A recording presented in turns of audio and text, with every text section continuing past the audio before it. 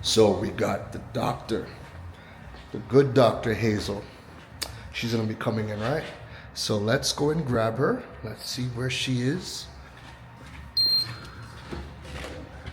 Look at the superstar. Hello. I am very good. Pleasure. Come I in. have amazing parking spot. Where'd you get it? Literally right outside the building. You see? Yeah. You're blessed. I know. How come she gets a good parking spot? It just happened. It just happened. You're pimping now. I was It just actually, happened. I was actually praying about it. Because I was just like, please let me like take too long to find a park. Nah, that works out. So you excited? Yeah, very, Good. very, very. I kind of worked down my lunch before because I'm like, I haven't eaten some. I'm like specific about when I eat. Yeah. So like, I was hoping, I was like, yes, I have some time to eat as well. So we're good.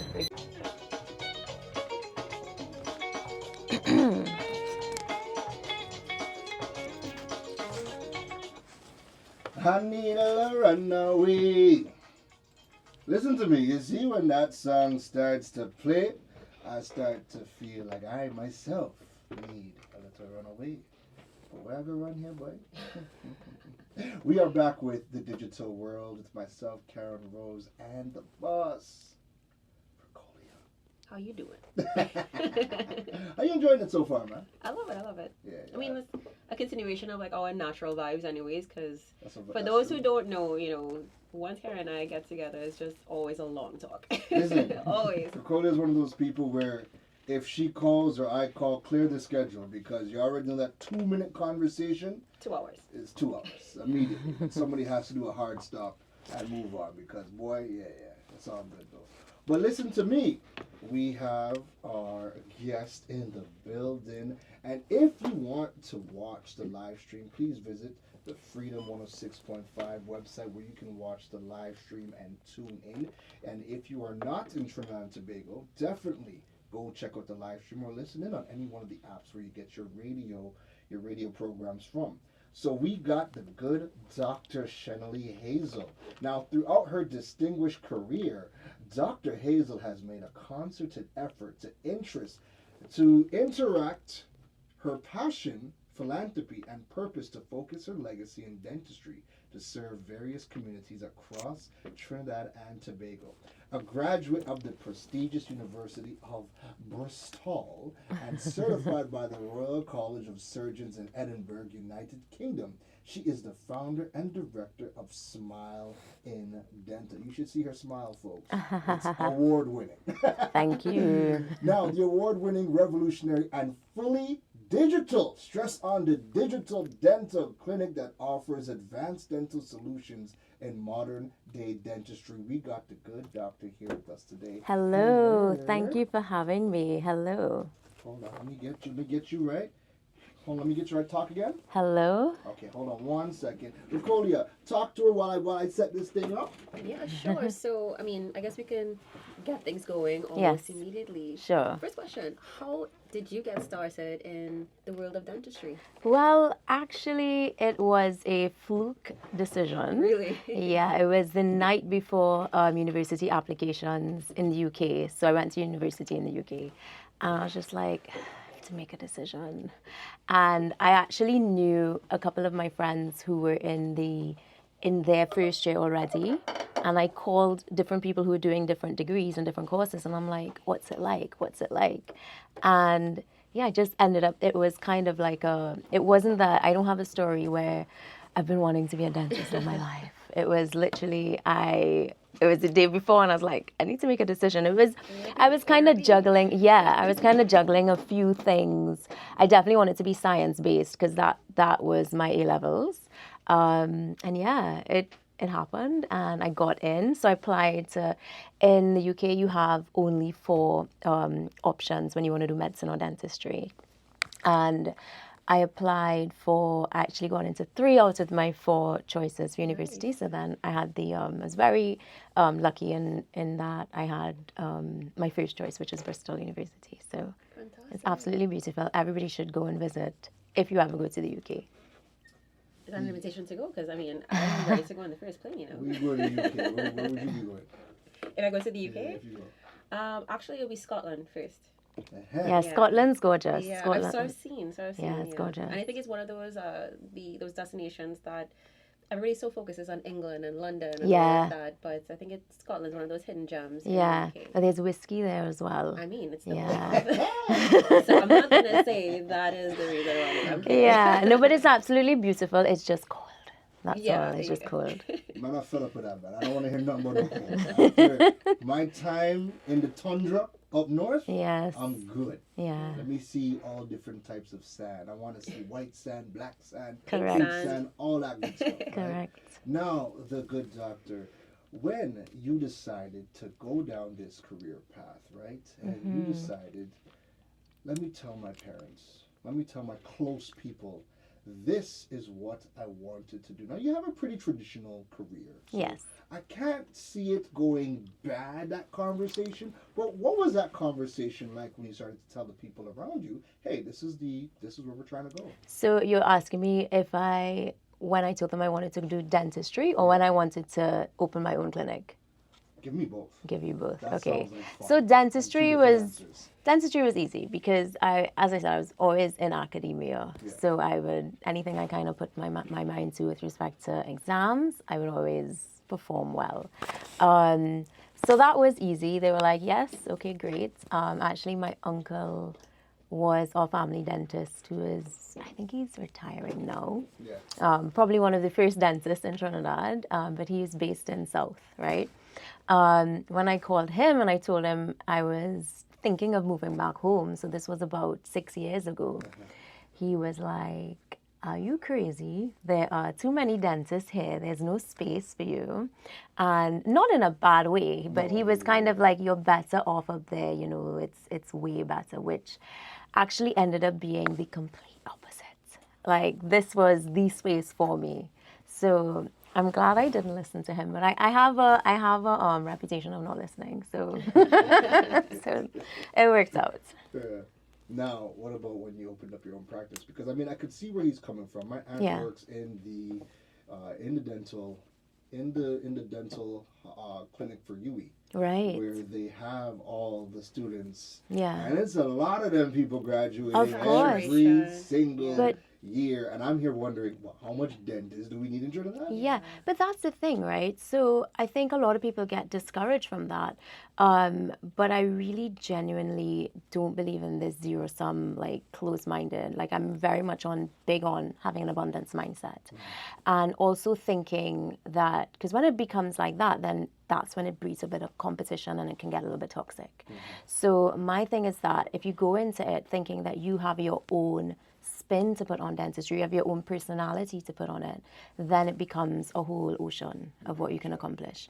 And yeah, I think anyone, because I get a lot of messages from people who are away and they message like, oh, I've been thinking of coming home, I've done this in dentistry or this in dentistry, and I'm thinking of moving my practice. I'm like, come, we need you. There's space because everybody has 32 teeth. Well, if you have a full set of teeth. And if you do the math, it's a lot of teeth. So we all can exist. There's a space for everyone. Yeah. And I think when we all start thinking like that, it'll be a nice environment, you know, in any different sector. Absolutely. So the conversation of when you told your family you don't practice. Oh, gosh. Here we go. That's a drop. So it's the stress, it's the being, I think traditionally my family are not business, well, parts of my family are not business owners. So they think the traditional stress, the risk involved in the climate in Trinidad, me as a female having to deal with, you know, the competition and things like that. And yeah, there is, I guess, some validity in some of the concerns, but again, like, I think if you go into it with the right mindset and you believe in what you can bring to the table, then I think it becomes a lot more easier. Yeah. That's fantastic. I mean, of course, mindset is critical. It's everything. It's everything, right? But beyond the mindset, did you go into this thinking, okay, well, I have something very specific or different or unique to offer? Or did that come through as you were building the practice? So actually, that came when I moved to Trinidad. Right. Because I was kind of a little bit naive because my only experience in dentistry was in the UK, right? So I was just like, oh, well, this is what dentistry is like everywhere. And when I came here, I was like, wow, there's so much we could do. Like the clinic that I was in before, we're still using paper notes, which to me was like writing down things on paper. And then I realized that that actually happens in a lot of places. Yeah. So I kind of had to have a little adjustment. I had to have a big adjustment into, when you're writing on paper notes, I guess I come from a litigious community where you have to make sure you document everything. You have to make sure you do things by the book. And, it kind of breeds this kind of sense of responsibility, right? And there's just so many other reasons why we would want to digitize things to protect your patients as well. Like if anything were to happen and the paper goes missing, yeah.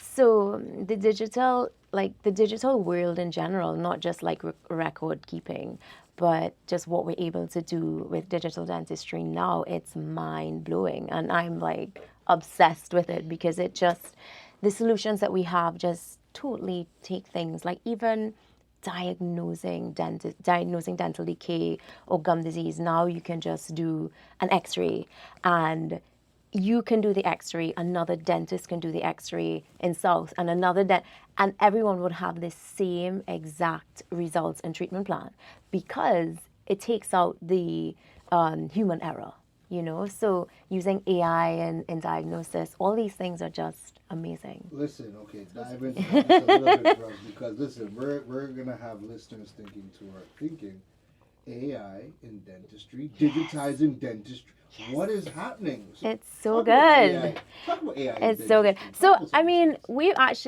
anybody who does any types of scanning, they use AI from a long time. It's been present in dentistry for a long time.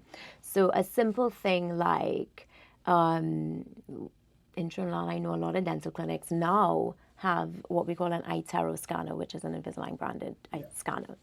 And this scanner is able to scan the teeth. I think I would like to say there are at least probably 30 or 40 scanners in the country. And I had the first one, by the way. But what it could do is, that was a lot of work, but what it can do is it can scan your teeth and it can tell you where you have dental decay, so it actually shows it up. It can tell you exactly what your teeth would look like if they were biting healthy. And that there have been I think now 15 million people who has been treated with Invisalign, who has been scanned. So they have a huge database of data in which they can then optimize the technology. So then they updates every few months. You have updates with the tech. And it's brilliant. It's really, really amazing. And people are wowed when they see it as well because, traditionally, for something like dentistry, where there's so much fear and anxiety and barriers to access, not just the fear and anxiety, but not always understanding, because you are just hoping and crossing your fingers that, okay, I'm just going to do what the doctors say to do, and hopefully I'll be okay. But this way, you're more actively involved in what's happening to your body. And I think that's where medicine and dentistry is moving now, giving you that ownership of what's going on, so then that in terms of things like prevention, I don't know if you see a lot of my media that I put out is purely prevention. No, I like it. Yeah, I think it actually gets you more, intentional with things that you do and the choices that you make. Yeah. That actually was going to be a bit of a follow-up question that I have. I think you kind of touched on it, is, how exactly do you overcome those barriers? Because I feel like when it comes to things like dentistry or, taking care of your teeth, medicine on a whole, things like personal finance, for example, people tend to have a bit of a barrier. Correct. And get a bit nervous and they kind of block out. So how do you overcome that? Right. I researched before I opened up the clinic. This was, I guess, my purpose, right? Because I researched, okay, what stops people? Because I was in Trinidad for about a year before, and I was hearing everyone's, and the attitude to dentistry was just full of, okay, I'm scared of the dentist. I don't really know what's going on. I hate how it smells. I hate the sound of the drill. It was very negative, and it was okay, I need to do something to change this. And from from the time you come into the clinic, like there is a scent that I have curated, and I sat down with someone who makes the scents so that you can smell what you see, everything. It doesn't look like a clinic. It looks like a spa, like spa, somewhere you want to thinking go that, to, right. right? And it's not just me, right? There are, and don't want to like push myself too much, but there are lots of other dentists now who are doing things like this to try to create this environment that, you know, speaks to the anxiety and the fear. And then when it comes to the clinical aspect, when you go into the room, it's also trying to make things understandable. So like the big screen so that we can blow up what your teeth look like in color in 3D so that you can actually move your teeth around and blow it up and look at all different angles of your teeth so you can understand, okay, this area here I'm brushing too hard. This area here has a little bit of dental decay starting, but I'm going to do something to prevent it from turning to something. So it's not all, okay, you come in and it's like treatment. It's kind of understanding what preventative measures you can take as well. And it sounds So, like they're going to be a part of the process as well, of as opposed course. to you just And then doing they'll leave the something. clinic and they have a digitized report on what has happened, everything that's going on, all the images that we've taken, the x-rays included, and it's very holistic. And, you know, that's one of the things that I really am so proud of. The other thing is that I'm not the only one involved in the actual process. So every single bit of training that I do, my front of house staff does, my assistants do, everyone is involved in it. So it's not just, okay, I'm coming to see the dentist. You're coming to see my entire team. And everyone is skilled. Everyone has gone through training. I try to make an effort to take them up with me when I go to things away so that I increase their skill set as well, so that they are now armed with the information that they can help educate, because I'm very big on education as well. I love that. Yeah, huge Karen's on looking at me education. like- I love that because I think traditionally in a lot of businesses, forget the industry, you have companies where the positions are very siloed. So you have someone who is strictly marketing, strictly accounting, strictly admin assistant, receptionist, whatever the case may Yeah. be, and they serve as the supplement to the head. Yeah. So I think that that is a fantastic approach where everyone is not just a part of the process, but you know they're learning as well. So no matter what touch points your customer comes in at, you know they feel comfortable and they feel as if Yeah. they're interacting with someone Yeah. who knows what they're talking about. Correct. In addition to you. Correct. That's brilliant. And they, like, honestly, those girls make me so proud every day, because even hearing what people say, yeah, I spoke to Javo, I spoke to Rennie, and they told me about this and this and that. And then when it comes for me to say something now, I'm like, that's exactly what I would say. And I'm like, yes. So everyone is really heavily involved. And, you know, it's, when they come in, so I have a lot of people who want to come from other clinics, or they come in and they're like, I'm so experienced in dentistry. Like, I want to come and join your clinic. And they come in and they're like, it's a lot of work, because you have to actually learn what you're doing. It's not that you're just there silently, you know, suctioning. You actually have to be involved. Sorry. Now I gotta ask, right? Because a lot of the things you're saying are things that my approach coming from Toronto, coming over to Trinidad, teach. Yeah. You know, how has your the influence from living in London, working in London, how has your influences and your experiences impacted how you have been building your business and practice here in Trinidad? Right. I think the same kind of things I was saying, just improving like how we communicate, because you have to be just so careful and so measured in everything that we tell patients. So I think from a professionalism point of view, that's something that has been a very important balance to me, right? Because I think traditionally people think, you know what, I just have to be the patient's friend and I just need to, you know, show my personality. But I'm like, no, it's not just about that. You have to try and understand the person. So not just talk about yourself, but try and find out who are we dealing with? Are we dealing with someone? And sometimes it's not always obvious when someone's nervous, actually. Sometimes even myself, even though I've been in the industry for so long, there's a way that I can tell when someone's nervous physiologically when they open up their mouth. It kind of gives it away that I'm like, oh, you're nervous. Okay, I didn't know that. I'll tell you that after.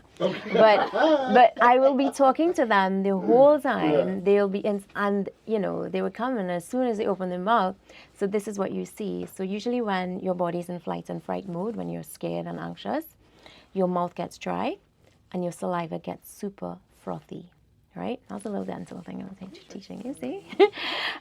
So usually when they open up and their mouth is like super frothy and dry, I'm like, oh, you're nervous, I didn't even know. And then I know, okay, I need to calibrate. I don't say that, obviously. Yeah.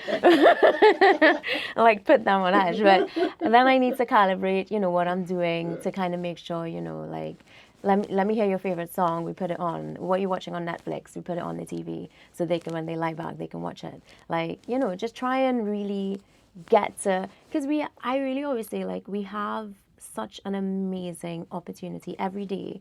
We go to work and we get to meet somebody different who comes with their own stories.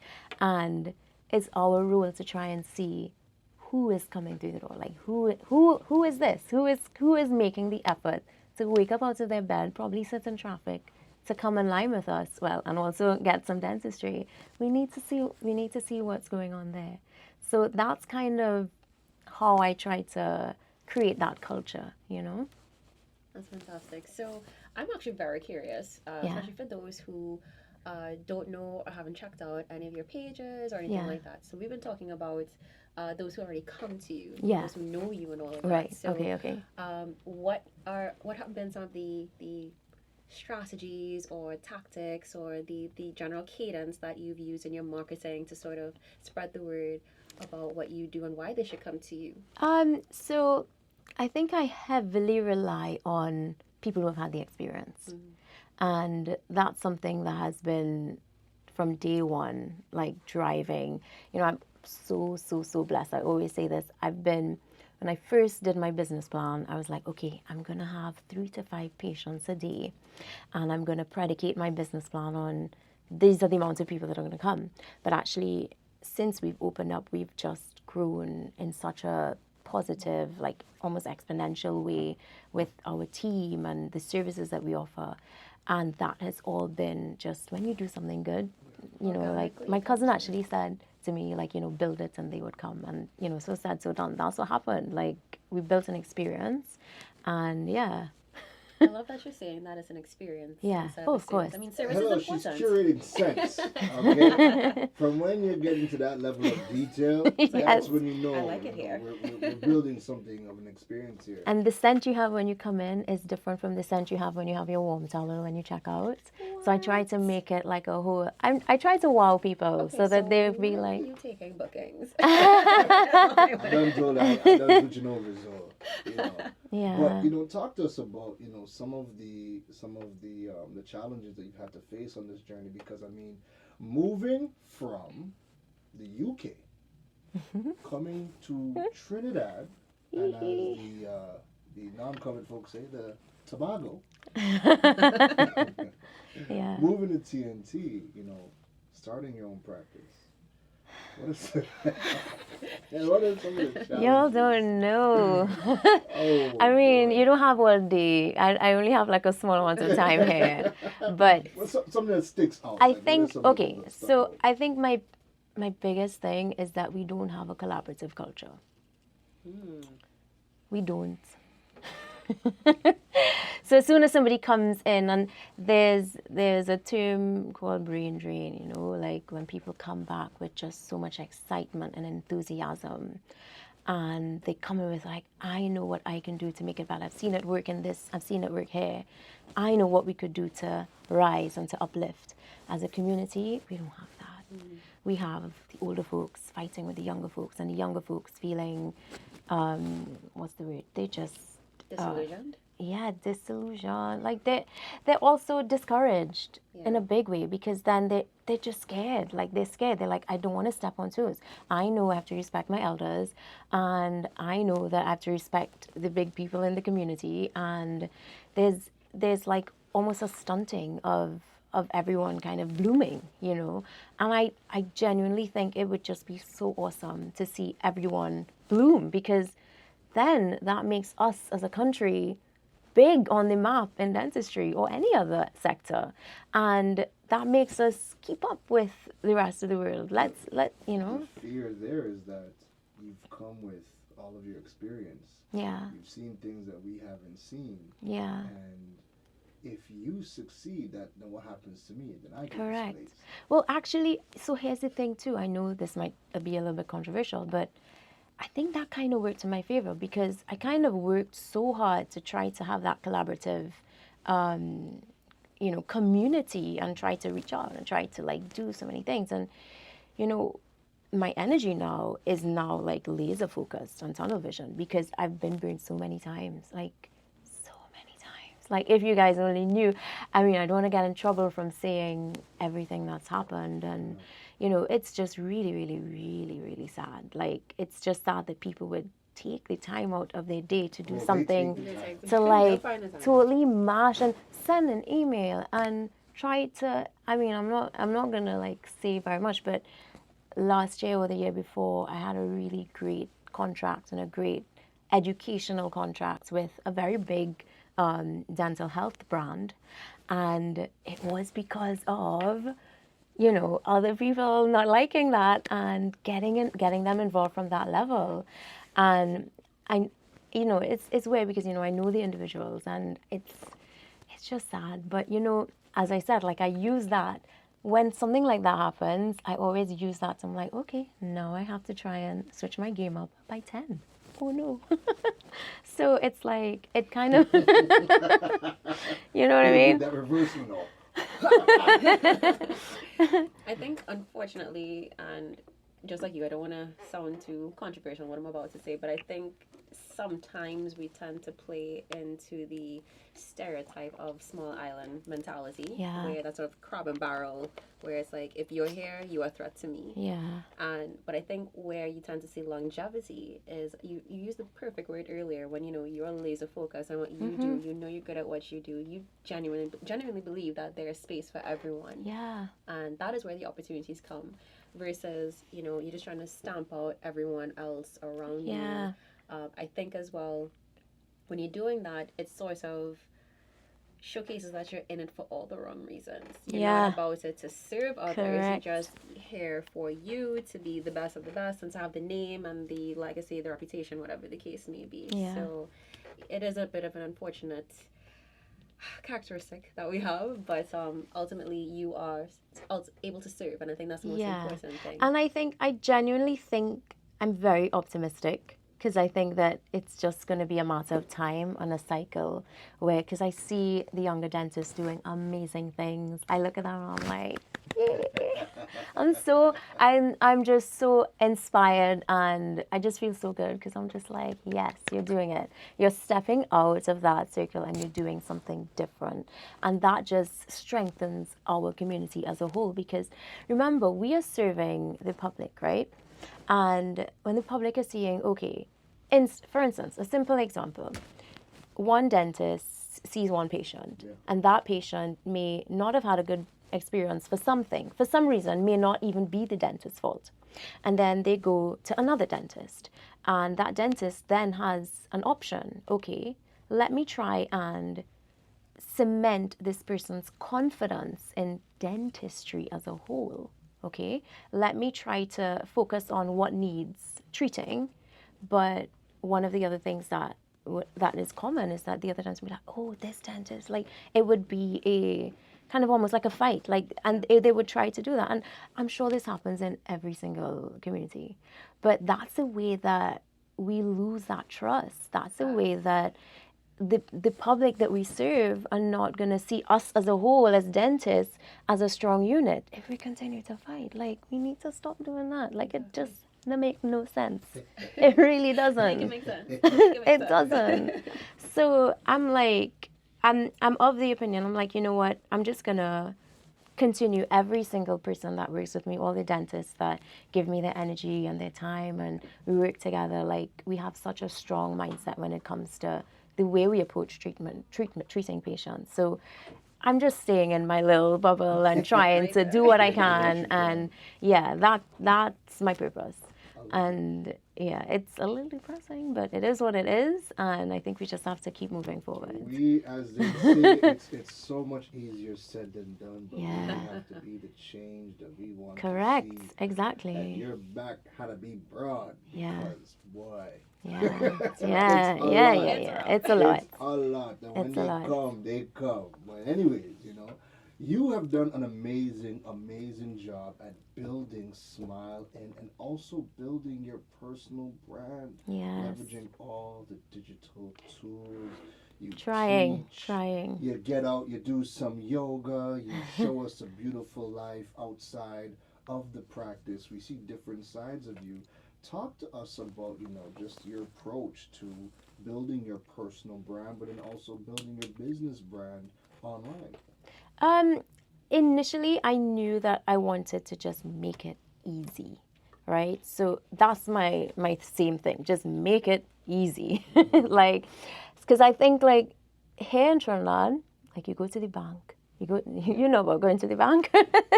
You go, I don't know, you go to get something done, and it just seems always so difficult to go to the restaurant. It's like difficult, right? They just keep telling you what you can do. Yeah. Ma'am, what can I do? So that was my thing. Try to make it easy. So from the onset, I tried to have a website where you can book. I tried to have many different ways in which people can reach you. So I think that was my motto. Make it easy to understand and simple. And yeah, wait, what was the question? Sorry, I'm kind of going off now. I'm like thinking, I'm like, I yeah, was I did basically all these asking, things. what is your approach to building your personal brand and also building Right. your business brand? And my personal brand, I try to be, I'm always like a stickler for authenticity. I like to be real. I think sometimes I try to be a little bit too real. Dangerous? Sometimes that's dangerous, yes. But yeah, I think once you stick to, if it is just it's advice for someone who's thinking of how they can improve their personal brand, I think just come up with a set of guidelines. And what I usually try to do is I have a list of, it's like my own commandments kind of thing, which is kind of weird, but it is what it is. And I have one specific for smiling, and I have a set specific for myself. And it's like, okay, these are the rules that I must follow with everything that I put out there. It must have a purpose. It can't just be like, okay, I'm just posting this because, whatever. So I try to stick to that. Sometimes I don't. I'm not like, perfect. Like sometimes I don't, and I'll go back and be like, hey, I kind of like. So I try to hold myself accountable as well when I kind of look. I'm like, hey, that wasn't in line with kind of the messaging that I wanted to send. I am naturally a private person. I think that is something that it's hard to balance, right? Because naturally I'm like, I don't ever really know everything. Like, you know what I mean? I want a little bit of stuff for me. So I try to maintain that balance as well. And then there's like the security of sharing too much. Like sometimes I have had some weirdos. I have. So you can't share like location live and stuff like that. In terms of the aspects, I think specifically with dentistry, it can be very heavy on mental health. And that's something that I'm very, yeah. So dentists actually have, if you look at the suicide rates, dentists actually, when I was in dental school and growing up and everything, it's one of the highest suicide rates in. It's the bad breath. Really? It is. You know what? No, can I tell you why it is? Can I tell you why it is? I Because would actually think it'd be psychologists or something. no, like, well, actually, dentists themselves most dentists hold themselves to really high standards, and they're very much perfectionist based. And the nature of the job is that you deal with a lot of people's pain and a lot of people's anxiety, and sometimes you can absorb that as well. And you're always trying your best to make sure you give your best to the patient so that you're doing the best at all times. And sometimes that can be like super heavy, and like it's hard to maintain that work-life balance, especially if you own a clinic. If you are the owner as well as the operator, and you have other people under you. Well, I don't like to say under. I like to say team, like working on the same level. Different roles. Yeah. And it can get really tough, right? Because you're also running a business, but you're also in a care profession. Right. And yeah, it can get heavy. So I think in terms of making time to do what you love other than dentistry, I think that's really important to try and keep that balance there. And I'm speaking, but it is something that I always like, because I love dentistry. So I'm like, in my spare time, I want to read a book about dentistry. Like I want to read a book It about. means that you're still hungry to learn. Yeah, correct. Yeah. Exactly. If your career is also something that you're very passionate about and you love, and every waking moment you're willing to learn more about it, that's always good. Yeah, of course. Yeah. For most people, I think that there is a switch off. But I mean, I can attest to that as well. I won't lie to you. As much as I tend to be consumed with work as well, every so often, like if I see an article, I'm like, all right, well, it's after 7, it's after 8. It's like, oh, but this looks really interesting. What else is happening here? Do I need to know? So there technically isn't a switch off when you're genuinely passionate about what you do. Correct. Exactly. There's no switch. Well, for me, there's no switch because marketing technology, there's so much happening. Yes. That's just And so it interesting. changes all the time. And again, I could sit down and listen to you talk about digitizing dentistry, I'm fascinated and by it would be this. interesting to me, right? Cool, So yeah. it's still, and I'd still be able to take lessons from you Yeah. and apply it. So for me, there really is no switch off. I just enjoy the tech. Yeah. The marketing space. And it makes your life a lot lighter, like not having all the paper this and paper that.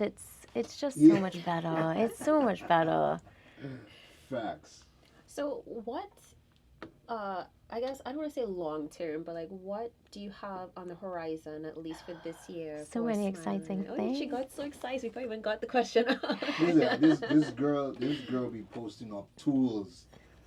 I'm so excited to get this. Yes.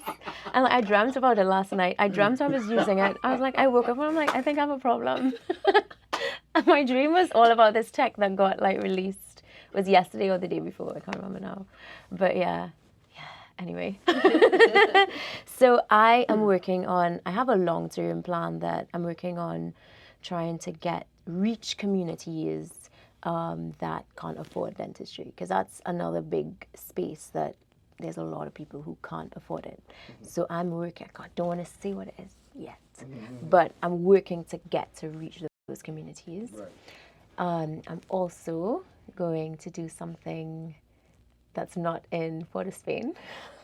Nah. And that's probably going to be by the end of the year, please God. Hopefully before. I like to set myself targets far away so that when I do it before, I'll be like, I told you. Now, So- do we need to take a boat to that? Oh, Do Lord. we need to take a boat?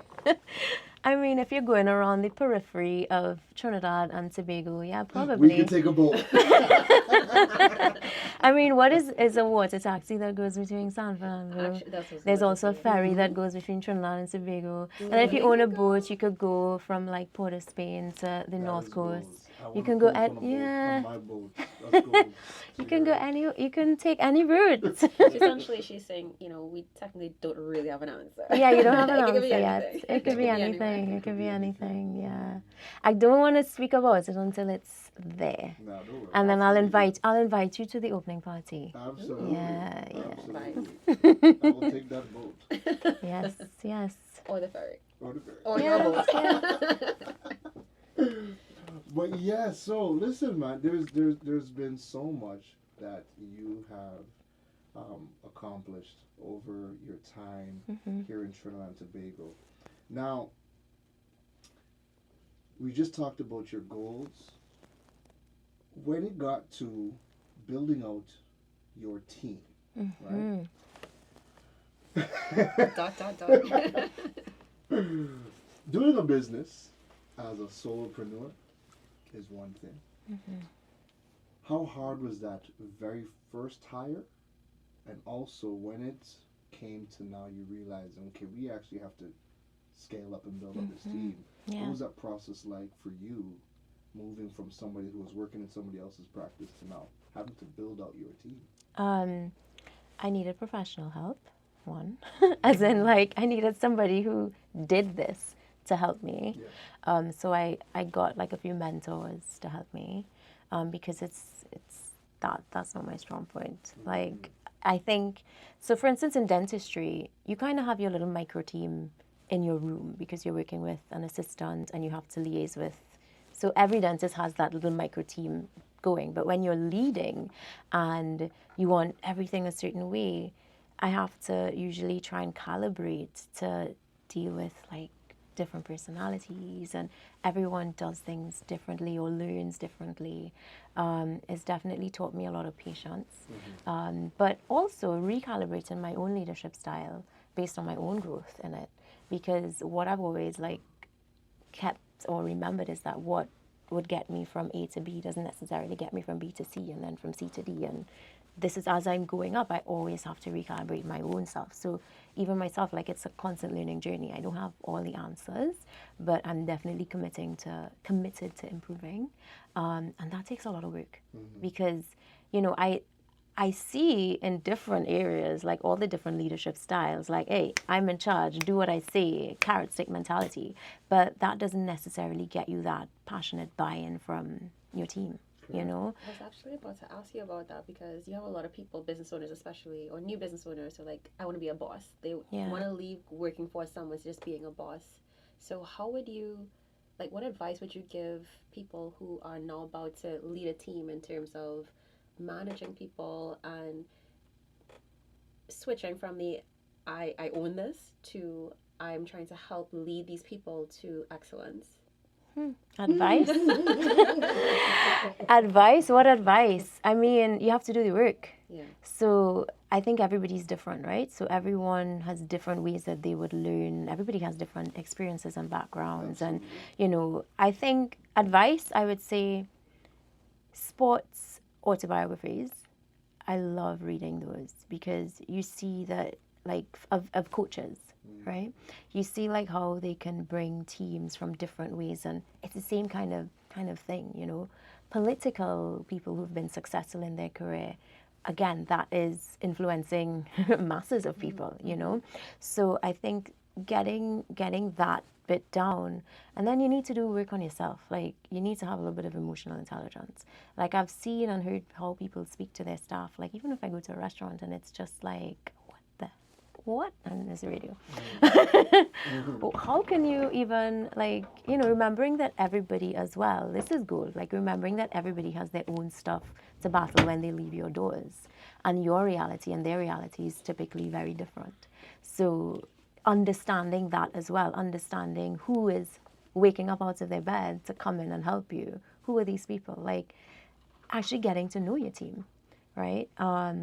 That would be my goal. Like Getting to know your subordinates? yes. What? Yes. And making a genuine effort as well.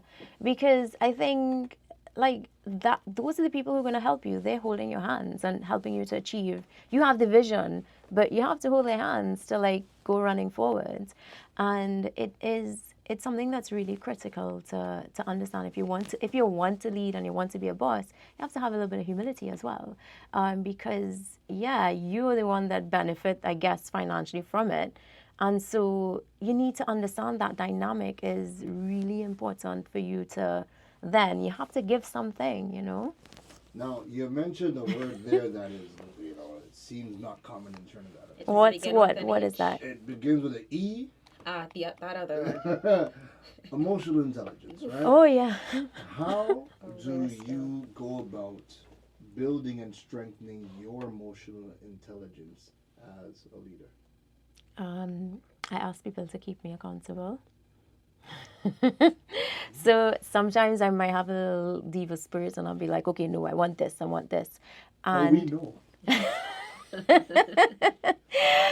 And no, I'm telling you, I know myself. But I actually have leaders within my team that I try to build a relationship with, to be like, hey, tell me if I can do this better, or because I'm very well aware that I can tell them how to do things better. I know this, but I need to have, it's not just like it's a two-way street, right? Because I may say something in a certain way and somebody might not say anything about it and hold on to it and be building resentment in some way or the other. And yes, you can be professional, but it could still show up. So I think making those relationships like worthwhile and trying to focus on your communication and not taking things personally. So that actually is Hello. my biggest That's thing. what we do. We take things personally out here. That's what happened. Not So about you. yeah, so I think that is like a tough one to do as well because Yeah. when you're, I think for me like with dentistry, I'm so passionate about it. And I'm like that was a big lesson for me to learn and continue to learn Right. because it is a journey. Yeah. So yeah. That's a big one. Sorry. So the word that you were thinking about earlier, the E and the I. My word that I thought you were going to talk about was the H Ego. one, which is humility. Okay. Humility is something that I don't think a lot of people have. So that the fact that you can say, you know what, I was wrong, and as you said earlier, you know, Yeah. I don't always have the answers, but Yeah. you know, help me to help you. Yeah. That I think is critical. So, Yeah. so the question, just building off of what Yeah. you're saying, right? When do you find the time to be humble, and to exercise humility, but then also pop your collar because you got to get paid and you got to build a Correct. brand. How do you balance that? So it's a skill for sure. Because I think in terms of just being able to, as I said, like being able to reach each person on an individual level, and then try to build leaders within the team with those particular attributes, then it becomes really powerful when, you know, everyone's on the same page. You know, did I answer your question? You do, yeah. Good, I did. Now, you No, know, go ahead. we're thinking about you as a dentist. You have a practice. I'm sure there's going to be other dentists taking their notes for their own purposes. But for those dentists that are probably listening and thinking, listen, Smile In they're too enough. They're too much. They're too out there, right? Yeah. We don't need to be doing all that simmy-dimmy online and putting yourself out there. Do you think you can build a practice today and grow a practice without the use of any digital channels? Absolutely not. Because it's like any service you go to, like if I go to a restaurant and be like, okay, what's the menu like? What do people say about it? Like, you have to put yourself out there.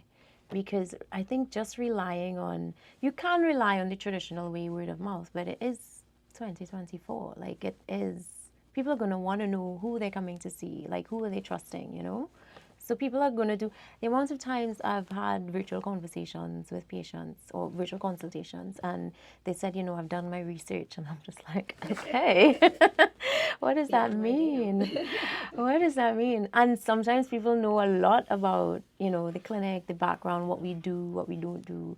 And, you know, it's something that's amazing that people come into with a lot of knowledge, and you didn't get that like 20 years ago. Yeah. You'd go to find out things. You wouldn't do your research first and then go to find out their take on it. It's almost like an interview a lot of the times, for the people who typically do their research. Yeah. So I think you kind of owe it to yourself to put yourself out there, and it's not easy. And you know what I say is that you're going to be better next week or the week after or next month than you are today. So start somewhere, you know.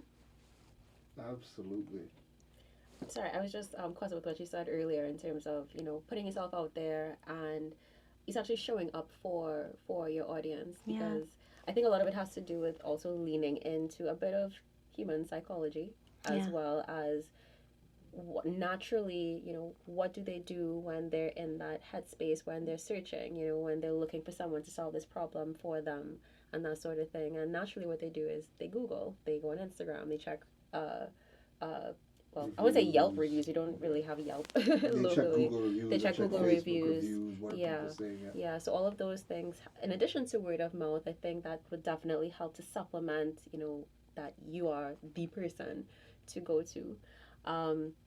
For those who, I know it's kind of like leaning into what you said earlier, but what would you suggest for those who say, all right, well, I don't have time for this in terms of like digital marketing or having an Instagram, a TikTok, a website, or whatever? Like, what do you think are some, for lack of a better phrase, low-hanging fruit in what they can do to show up online? So they may not be in a position to do everything all at once, but what are some simple, surefire things that they can do until they're in a position to do everything? I think, you know, at the end of the day, like if you're honest, you can tell your story. You can tell what inspires you, what brought you here. That was it. She The, started yeah, with starts it off. The big honest. if Starts it off. you're That's the Making most up important your thing. sad stories. No, it's important, right? Because every single person has a different story to tell, and you can tell that with your own entrepreneurship journey. And you never know, like something somebody could connect with and be like, I had that experience as well, or I can see what you're coming from. I'm going through something similar, and you can inspire somebody else to do something. It'll probably be a different genre, a different field, but you can inspire somebody else to do something similar, you know.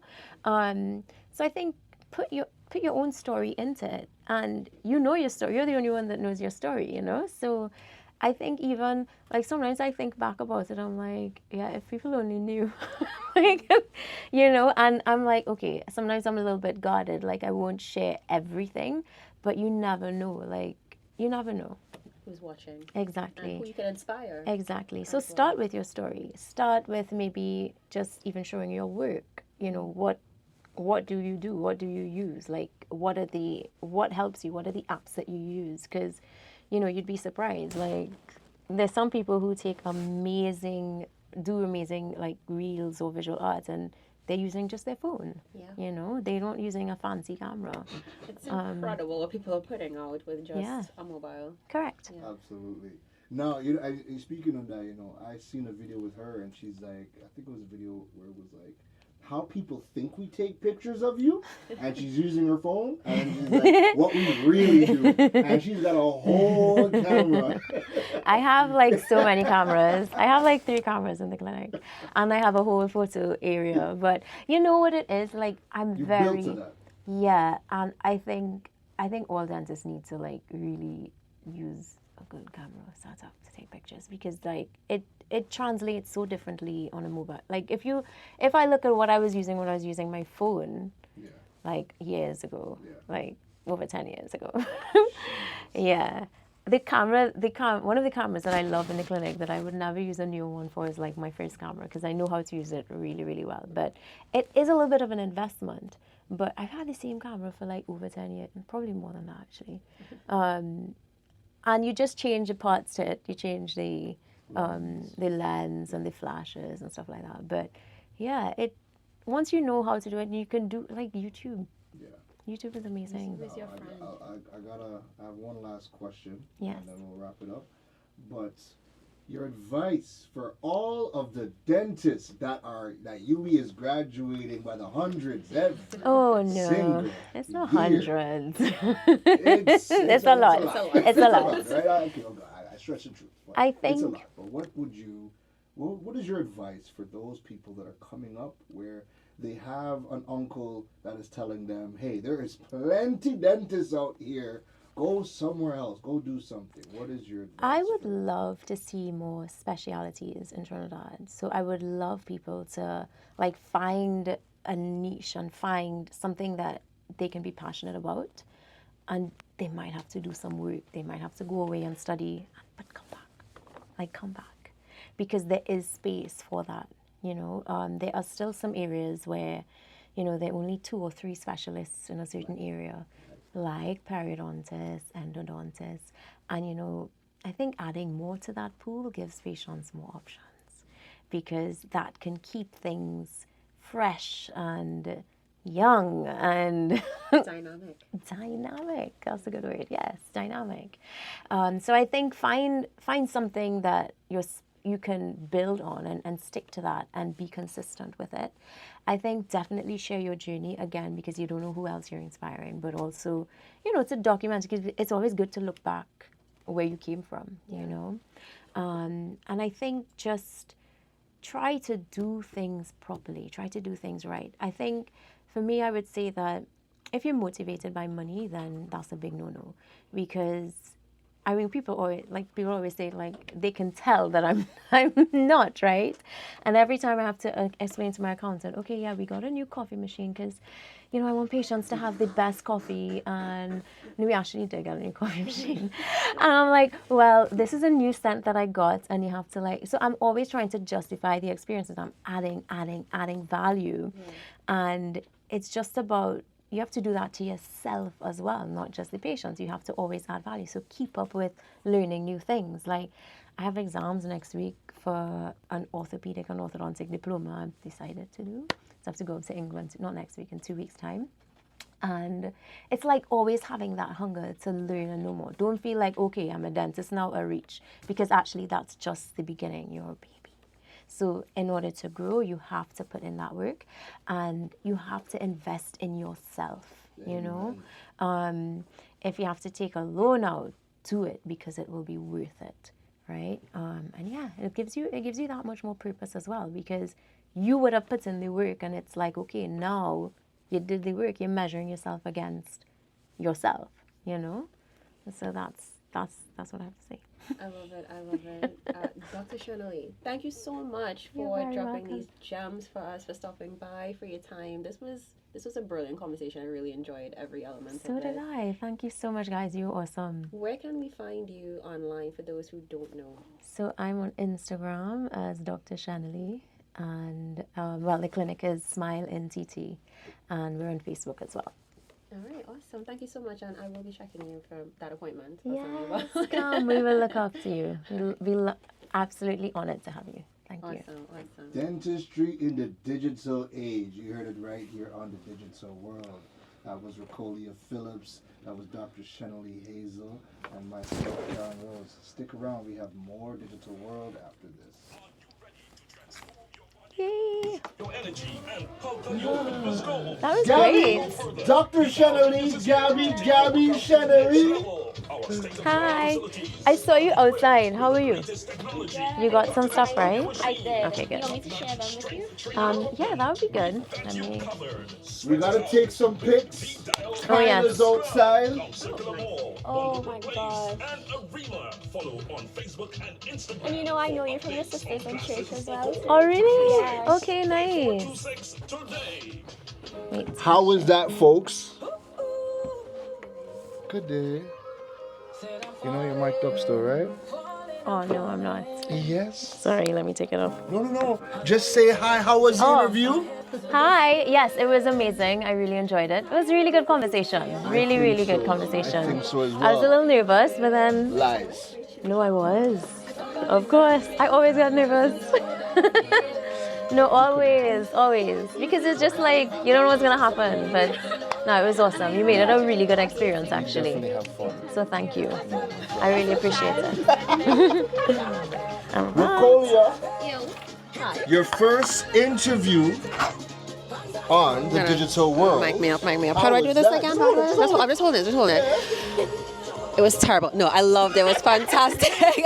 I had a great time. It was natural. It was easy. And I mean, like when you have great guests like Dr. Shenilee, it's like suck eye.